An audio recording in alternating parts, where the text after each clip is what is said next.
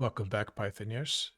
Before we conclude the conditionals section, I would like for us to do a practical example so we can see a simple use case. And I'm going to create a new file here. I think I have to mark the folder, then click new. I'll call it 01 conditionals, and I'll call it example. And I like to have an order, so I'm going to rename this. Instead of rename, I can click F2, okay. And then maybe we'll just call it basics. And we'll see if we need to update the system in the future. All right, let's say we want to combine some different things we've learned. Now we've learned about input, output, and now we've learned about conditionals. And a simple use case would be to create perhaps a login system. And now, generally, we would have to use other more difficult concept here, but I'm going to hard code here just for our demonstration. So let's say the only one who can log in will have a username of admin, small, and then password. Let's call it S. Then I'm thinking, let's give it a name. Admin password instead, admin username. These are the only ones who are acceptable. And then we would need input from the user. So we could say, we just call it username. Let's keep it simple. And we'll ask the user for enter your username. And then we can copy this, go back here, call it password, and instead of username, password.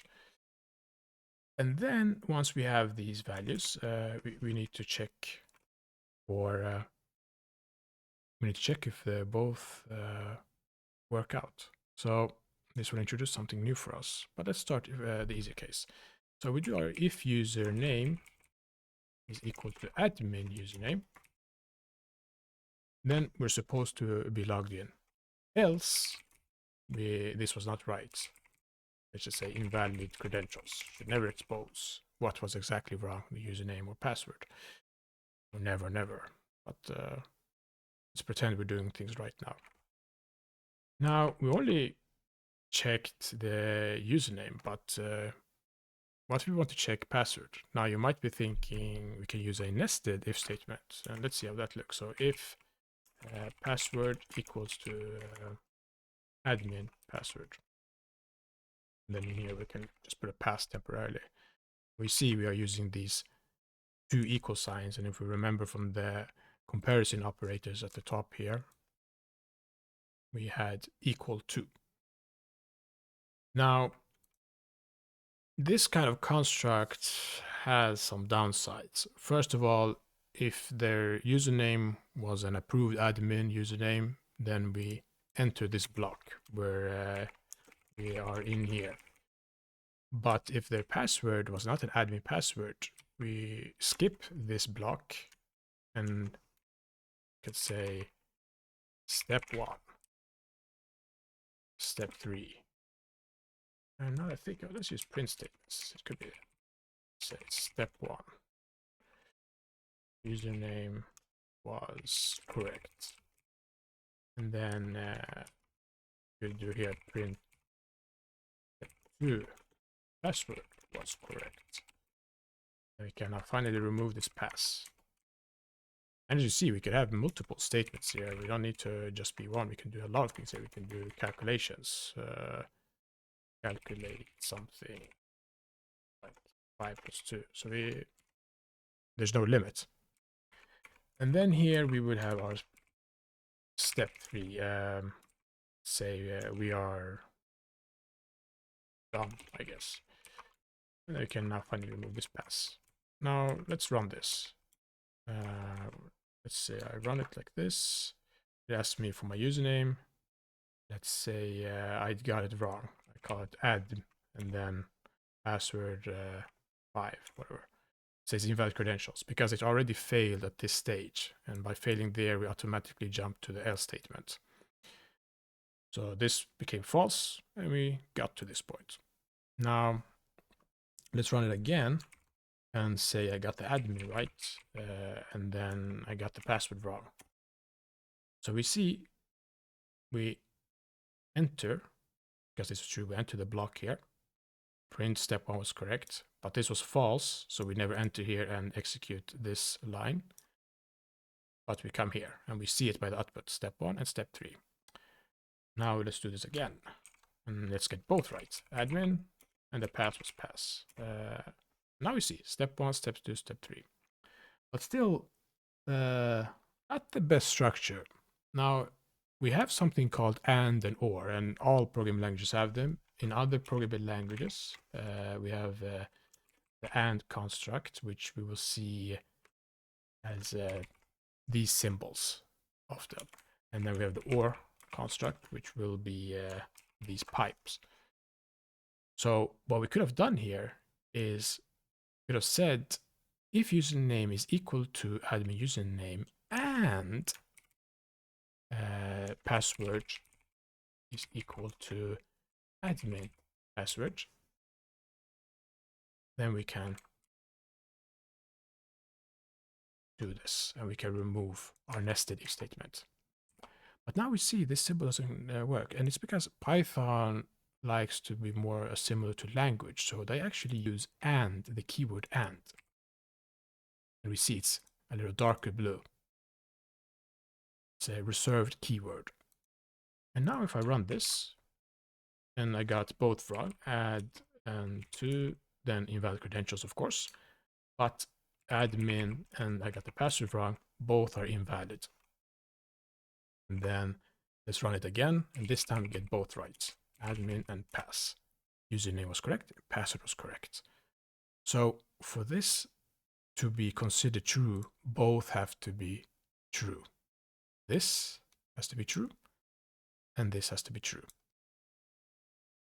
So what happens here is also you'll come by across a phrase called short circuit, if you ever read a book or tutorial. And if this was wrong now, if we wrote a, for example, say we wrote add and then we write to, it's not going to check both statements. It's going to check the first one. And if this is false, it skips the second one. It automatically is false because, as we said, and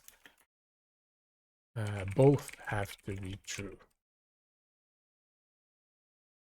But or, only one needs to be true. Now, let's say we have a really bad login system. We just had to know the username. Now, if I type admin and the wrong password, I'm logged in. This shouldn't be happening, right? Or if I did the same, I wrote wrong username and then the correct password, we still get logged in. So there are use cases for or, but in this situation, we want and. They both need to be true. You need to have your correct username and you need to have your correct password. Now, for or, we might have had a different system. For example, say we only need one thing to be true. Let's say, don't hold this against me, but say, are you cool? And remember, we don't need to use an if else to store the value. I could have done this in a variable. So I could have said, if, say I had a variable, let's do it like this. If my age, let's say I'm 20, and then let's say another cool thing. In my exam, I got exam score, I got 75. Now, to be cool, I only need to be one of these things. So age has to be greater than equal 18, or my exam score needs to be greater than 60. And then let's print it. Am I cool? And then let's comment out this part. Second, Control K, Control U. Oh no, Control K, Control C. Okay, and let's see if we can clear this. There we go, and then run it. All right, I had to also comment out these parts. Controls. Let's close that. All right, true. But say my exam score was 50. Still true, because only one had to be true. Let's return to 75 and say I was 15. True. But now let's make both false. False. So only one had to be true for this to be considered a true value. And we could have used it in if, else. You'll see many use cases for this. Just storing a variable in one way makes it more readable instead of having it inside here. It becomes a very long one. For example, let's comment out this one instead. Let's see, Control K U. No, right, Control K C. Wow. Example. Let's get back to our original Control K U. And then we have to uncomment this one. Control K U. And here, let's just do login system. Okay. Now, this is a short one, and we have here something incorrect. Here I say both because we're just using 2 evaluations, but we could use many. I could just keep adding things and just keep adding another thing to compare. So I'll, instead of saying both, all have to be true. Where an or only one is to be true. Okay. So here I'm cutting it out, and then I'm going to create a variable that's called is authenticated, or a simple, because you might not know what that means yet, is logged in. Simpler. And I paste it in here, and then I can just use it in here, is logged in. And when do you know when to use a named variable for this instead of just having the entire expression in here? Well, if you feel that it helps improve the readability by actually having a name here that is descriptive, what it's going to happen, or you might reuse the variable for something else down the line or similar. So it's something you will learn with time, but good concept is to think that when you're writing code, you're writing for your future self or for others.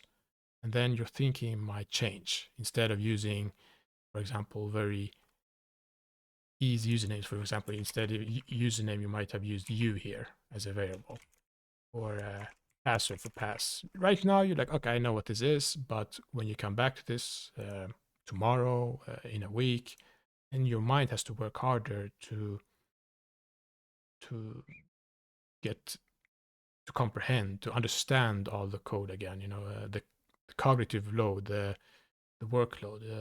Your mind has to make more of an effort. It's a bit tiring. So how our brains are. We like shortcuts. We like to keep things simple. We don't want to work hard if we don't have to. It's kind of how we're wired. So this in the long term is a little better. Saying my naming system is excellent, but it was better than that alternative I just showed you. I know I can easily see the difference between username and admin username and password and admin password. Now, I could have made this even better and said username or input, or for example, username inputs. It's up to you, whichever works best for you. But here we saw a work example of how a login system might work, a very simple one. In real life, you get the input from the user, you will connect to a different software we call API. That's how they communicate, how my script will communicate with another software on a server somewhere, and that will communicate with a database, see if I exist, if my credentials, my username and password were correct. All of these words will stick eventually. In the beginning, they will all be new, and we'll try to be careful and not use very advanced words. Until next time.